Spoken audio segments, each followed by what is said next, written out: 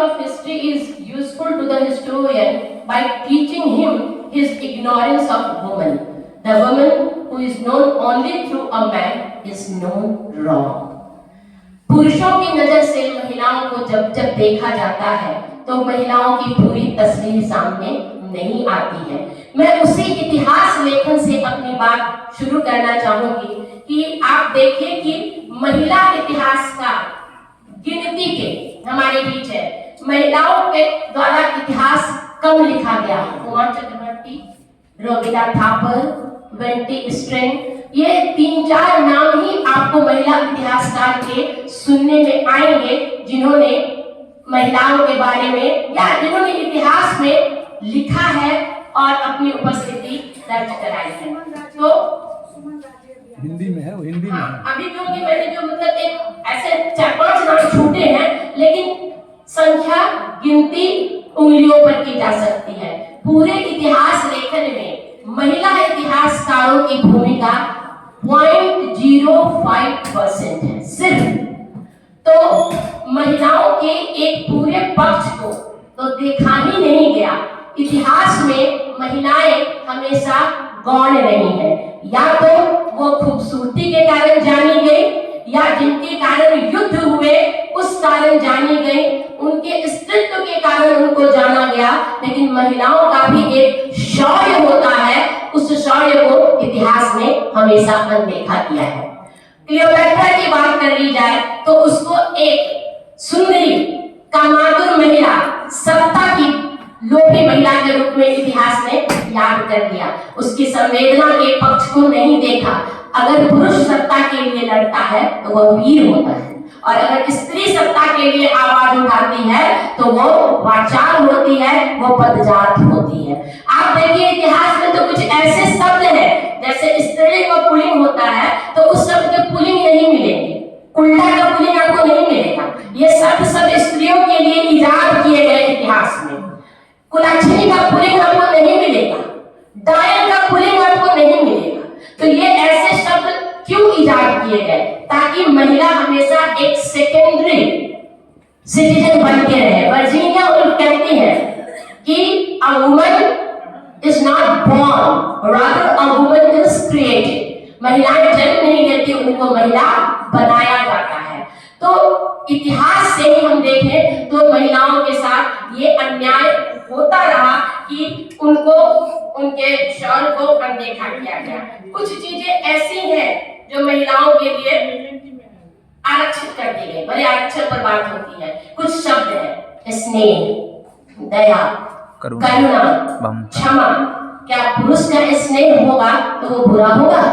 क्या पुरुष अगर क्षमा करेंगे तो वो गलत होगा? तो इन चीजों की जिम्मेदारी भला महिलाओं के कंधे पर रख दी गई। एक बड़ी चीज और मैं कहूंगी कि बड़ा भारी भरकम शब्द है इज्जत। और हमारे शास्त्रों में, हमारे इतिहास में महिला को सुंदर, नाजुक, कमसिन बताया गया, और इज्जत जैसे चीज की भार, उसका भार महिला के कंधों पर रख दिया गया। अगर किसी महिला के साथ दुष्कर्म होता है तो इज्जत किसकी जानी चाहिए? पुरुष की। जब करता है उसकी जानी चाहिए, लेकिन इज्जत जाती किसकी है? महिला की। वह महिला कहीं मुंह दिखाने के काबिल नहीं रहती, उसकी इज्जत चली जाती है। तो ये कहां से आया? ये सोच कहां से आई? ये सोच आज भी है। बहुत सारे FIR इसलिए दर्ज नहीं होते कि महिला की इज्जत चली जाएगी, उसके साथ दुष्कर्म होता है, इतना घिनौना पाप होता है, लेकिन FIR दर्ज नहीं होता कि उसकी इज्जत चली जाएगी। उसका भार महिला के कंधे पर ही क्यों? तो ये इतिहास की सोची समझी साजिश है। देखिए एक कहानी है हाथी की, कि एक ये जो होंगे साइकोलॉजी के वो जानते होंगे कि एक हाथी था। जब बचपन में उसके पैरों में, जब वो जन्म लिया, उसके पैरों में जंजीर डाल दी गई, और जब वो पैर बढ़ाता था तो जंजीर उसको रोकती थी। ये बहुत दिनों तक चला। धीरे धीरे हाथी ने पैर बढ़ाना बंद कर दिया। जब हाथी थोड़ा बड़ा हो गया तो उसकी जंजीरें खोल दी गई, लेकिन वो फिर भी पैर नहीं उठाता था। क्यों? क्योंकि मानसिक रूप से वो अभी भी जंजीरों में जकड़ा हुआ था, मानसिक रूप से वो अभी भी गुलाम था। महिलाओं के साथ यही किया गया। अच्छी लड़की, अच्छी बेटी, अच्छी बहू, और बस उसको इतना ज्यादा इन चीजों में जकड़ दिया गया कि वो उससे कभी मुक्त हो ही नहीं पाई। और जब मुक्त होने के लिए महिलाओं ने आवाज उठाई तो महिलाएं बदचलन हो गई, बदजात हो गई, उनके लिए नए नए विशेषण का आविष्कार किया गया। आज भी कोई महिला अगर काम पर बात कर ले, कामेक्षा पर बात कर ले, तो समाज उसको उन नजरों से देखता, लगता है इसने कितना घोर पाप कर लिया है। क्या उसका मानव शरीर नहीं है? क्या उसकी देह नहीं है? क्या उसकी इच्छाएं नहीं है? इन सब चीजों पर इतिहास ने हमेशा महिलाओं के साथ भेदभाव किया। हमेशा पुरुषों ने वह इतिहास लिखा जिसमें उसका शौर्य चमका, उसका पराक्रम चर्चित हुआ, लेकिन जो महिलाएं ऐसी पराक्रमी रही उसको गौण किया गया। उषा किरण खान जी, उन्होंने लिखा अगन हिंडोला, उसमें वो चर्चा करती है चुनार के राजकुमारी चंपा की, जिसको कि जबरदस्ती उठा के ले जाया जाता है, लेकिन वो पिता की मर्जी के विरुद्ध अपनाना नहीं चाहती। बाद में उसके पिता की भी हत्या कर दी जाती है। ये चुनार की राजकुमारी थी। इस पर इतिहास मौन है। कुछ कथानक है लेकिन इतिहास मौन है। वह चंपा की चर्चा नहीं करेगा क्योंकि वह दृढ़ शक्ति वाली एक राजकुमारी थी, वो उसकी चर्चा नहीं करेगा। अब आम्रपाली, कथा साहित्य उसके बारे में बहुत कुछ कहता है, लेकिन इतिहास उस पर मौन है। आप जाइएगा आम्रपाली के गांव में एक निशानी नहीं मिलेगी आम्रपाली की। किस तरीके से इतिहासकारों ने मिटाया है आम्रपाली को, जबकि बौद्ध साहित्य में, बौद्ध धर्म में आम्रपाली का एक बहुत बड़ा योगदान था, लेकिन इतिहास आम्रपाली पर मौन है। रूपमती, रानी रूपमती, मांडू का पूरा इतिहास उठा लीजिए, रानी रूपमती को सिर्फ एक गाने वाली सुंदर बुलबुल के रूप में प्रस्तुत किया गया। इतिहास में रानी रूपमती के पानी के लिए जो उन्होंने संघर्ष किया, उसकी गाथा कहीं नहीं मिलती है। उसको इस तरीके से बताया गया कि वो नर्मदा के दर्शन के लिए उसके लिए महल बनवा दिया गया, लेकिन मांडू में पानी की कमी थी और रानी रूपमती ने उसके लिए जो अथक प्रयास किए, उसकी चर्चा पर इतिहास बिल्कुल मौन है। रुक्माबाई, पहली महिला डॉक्टर, एक नाम और उन्होंने इतिहास रच दिया। एक नाम करके रुक्माबाई ने इतिहास रचा, लेकिन उस पर भी इतिहास में दो चार पन्ने में, दो चार पंक्तियों में आप देखिएगा कहीं उनको समेट दिया गया। 11 वर्ष की उम्र में उनकी शादी होती है और वो शादी वो नहीं मानना चाहती। उनका पति अय्यास है, वो जाना नहीं चाहती। मामला न्यायालय में जाता है। न्यायालय में उनके सामने रखा जाता है दो विकल्प, पति के साथ जाओ या जेल जाओ। उन्होंने पति के साथ जाने को ना किया, जेल गई। बाद में उनके संघर्ष की एक लंबी श्रृंखला है और कैसे कैसे वो पहली महिला डॉक्टर बनी। रुक्माबाई पर इतिहास चुप है। अहिल्याबाई होलकर, अभी इधर जब 300 वर्ष पूरे हुए तो इतिहास के पन्नों को खोद खोद के और तब अहिल्याबाई की कहानी निकाली गई कि वो कैसी कुशल प्रशासिका थी और होलकर वंश को कैसे उन्होंने बचाया और स्त्रियों के लिए, मंदिरों के पुनरुत्थान के लिए उन्होंने जो कार्य किए और जितनी वो साहसी थी, ये बातें 300 साल बाद हम जानते हैं, क्योंकि इतिहास उनके बारे में नहीं लिखना चाहता। स्त्रियों का इतिहास हमेशा अधूरा रहा, दबा हुआ रहा, छिपा हुआ रहा। इतिहास लेखन में महिलाएं आती भी नहीं है। बड़ी विडंबना है, बड़ी विडंबना है। एकाध रोमिला थापर जैसी आती हैं या उमा चक्रवर्ती जैसी, और इसके बाद आप देखिए तो लंबे समय तक सन्नाटा इतिहास लेखन में। फिर इधर के दिनों में कुछ महिला इतिहासकार आई है।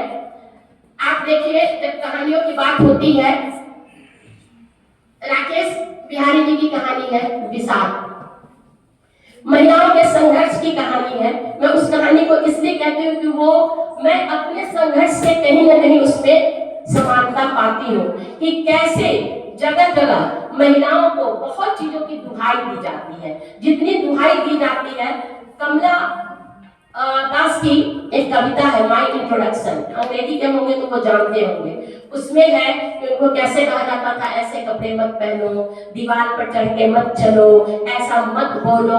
उनके छाती पर कस के कपड़ा बांधा जाता था ताकि उनका जो स्त्री उभार है वो दुनिया के सामने ना आए। अच्छी लड़कियां जोर से नहीं हंसती हैं, अच्छी लड़कियां पिता की बात मानती हैं, अच्छी लड़कियां ये करती हैं, अच्छी लड़कियां वो। ये अच्छा बनने का दबाव हमेशा महिलाओं पर रहा और जिसने उस दबाव को मानने से इनकार किया, जो विद्रोहिणी हुई, उनके लिए समाज ने नए नए विशेषण गढ़े।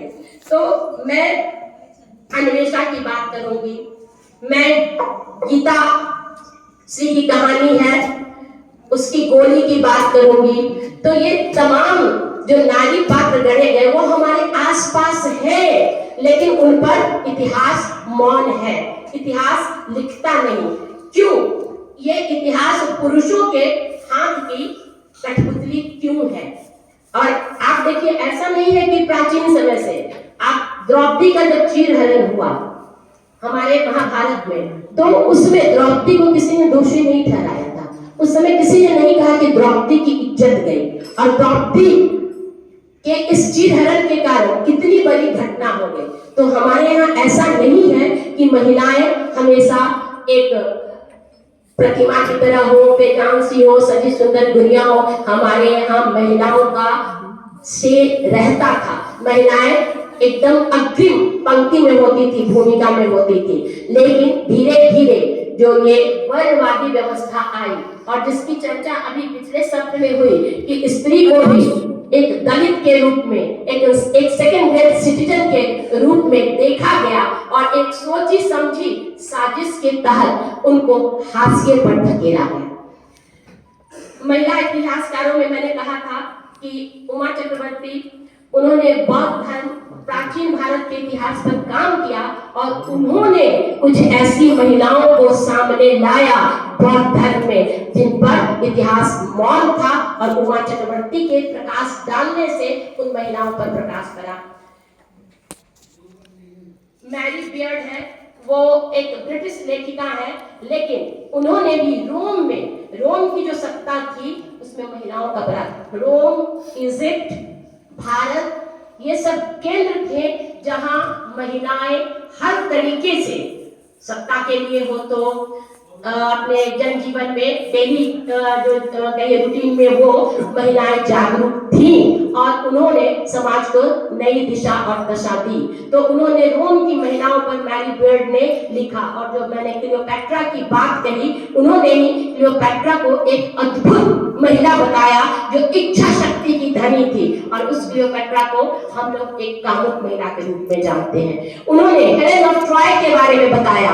हेलेन ऑफ ट्रॉय बड़ी खूबसूरत थी, उनकी खूबसूरती को उनका एक ड्रॉबैक मान लिया गया, उनकी कमी मान ली गई। लिखते हैं मार्लो, चार्ल्स मार्लो, कि is that the face that made 1000 ships drown। वो जब डेक पर खड़ी हुई तो कैप्टन अपना जहाज चलाना भूल गए और कई जहाज डूब गए।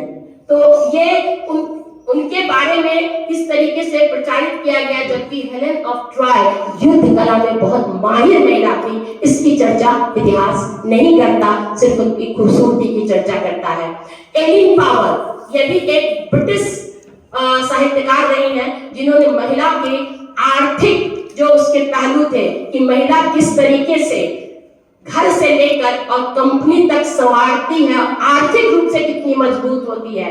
आप देखिए कि पुरुष लाख कमाएगा, घर चलाने की जिम्मेदारी महिला को क्यों मिलती है? क्योंकि महिलाओं का आर्थिक पक्ष बहुत मजबूत होता है और वो 2, 3, 5, 4 करके सभी की जरूरतें बहुत कम में भी पूरी करती हैं। तो ऐसी महिलाओं का उन्होंने जिक्र किया जिन्होंने आर्थिक रूप से समाज को नई दिशा और दशा दी।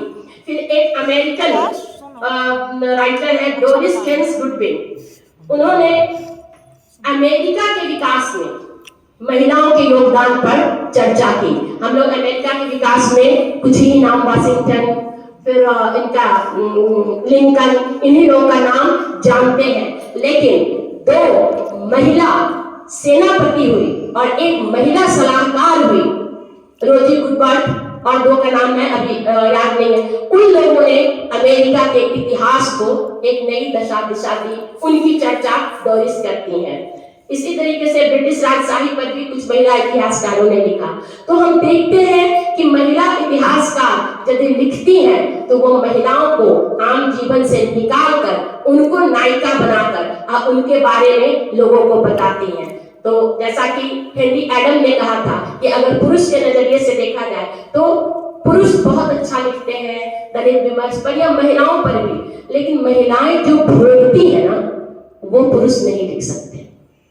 वो एक महिला ही लिखेगी जिस पीड़ा से वो गुजरती है, जिस पीड़ा को अपने मासिक धर्म के समय महिलाएं सहती हैं, उसके बारे में पुरुष क्या लिखेंगे? बहुत लिखेंगे तो कहेंगे बहुत पीड़ा है, बहुत ये है, लेकिन उसका जब अनामिका लिखती है ब्रेस्ट कैंसर के बारे में तो वैसी तस्वीर कोई पुरुष नहीं खींच सकते हैं कि ब्रेस्ट कैंसर से जो पीड़ा हुई थी। अभी मैंने अनामिका की एक और कविता पढ़ी है ईसा मसीह पर कि अगर उनको मासिक धर्म होता, अगर बच्चे भूख से बिलबिलाते होते तो उनको इस सूली पर टंगने की भी फुर्सत नहीं होती। तो महिलाओं के संघर्ष को करीब से देखकर और महिलाओं के ऊपर लिखना, ये इतिहासकारों में पुरुष इतिहासकारों ने कुछ हद तक किया, लेकिन कुछ कोने अछूते रह गए, कुछ संवेदनाओं के स्थल अछूते रह गए, कुछ संघर्ष की बातें नहीं उकेरी जा सकी। इसके लिए जरूरी है कि नारीवादी दृष्टिकोण से पुरुष लिखे जरूर, लेकिन महिलाओं को भी अपना इतिहास लिखना होगा। हम जब तक अपनी बात नहीं कहेंगे तब तक हमारी बात दुनिया तक नहीं पहुंचेगी। इसलिए जरूरी है इतिहास लेखन में महिलाएं आगे आए। सामाजिक सांस्कृतिक विषयों पर लिखती हैं वो, नारीवाद पर लिखती हैं वो, लेकिन वो इतिहास पर भी लिखें। समय बहुत ज्यादा नहीं है, मैं राकेश बिहारी जी की कुछ पंक्ति पढ़कर अपनी बात खत्म करूंगी कि अभी इतना अंधेरा नहीं है कि प्रकाश न आ सके। हम किसी चमकदार रोशनी के पीछे तेजी से भाग रहे हैं और अंधेरे का एक बड़ा सा वृत्त लगातार हमारा पीछा कर रहा है। रोशनी और अंधेरे की यह भागदौड़ आखिर कब तक चलेगी? जिस दिन हम उजाले की आंख में आंख डाल उससे सवाल करना सीख जाएंगे, अंधेरा उल्टे पांव लौट जाएगा और तब हमारी हैसियत प्यादे की नहीं वजीर की होगी। हमारी हैसियत प्यादे की नहीं वजीर की होगी। अब महिलाओं में ये चेतना जागृत हो, हम अपनी बात कहें, हम अच्छी लड़की बने, हम अच्छी बहू बने अपने कर्तव्यों के नजरिए से, न कि हम अपने आप को घोट के अपना स्व मार के, जिस स्व और स्वाभिमान की बात अभी पिछले सत्र में हुई थी, सर ने भी कही थी, मैं उस पर भी कहूंगी कि महिलाओं के स्व को जगना होगा, उसको जगाना होगा। और बहुत दुख तब होता है जब एक महिला ही दूसरी महिला के बारे में बोलती है। भाईचारा है दुनिया में, बहनापा की बहुत कमी है। उस बहनापा को हमें डेवलप करना होगा, हमें यह प्रण करना होगा कि हम किसी महिला के चरित्र पर कभी मजाक नहीं उड़ाएंगे। बड़ा रस लेने के हम ही बात करते हैं कि वो भाग गई किसी के साथ, भाग गई, उसका जीवन था, वो जीने चली गई, हमारा आपका क्या इससे? तो हम जिस दिन इन बिंदुओं पर रस ले लेकर बात करना छोड़ देंगे, वह दिन एक नए बहनापा का दिन होगा। तो एक प्रण लेकर के जाने की जरूरत है। अपनी रची 4 पंक्तियों से मैं अपनी बात को समाप्त करना चाहूंगी कि तू उठ कि रच इतिहास नया, तू उठ कि रच इतिहास नया, आगाज नहीं अंदाज नया, कर खुद पर तू विश्वास नया, कर खुद पर तू विश्वास नया, तू लिख अपना इतिहास नया, तू लिख अपना इतिहास नया। बहुत बहुत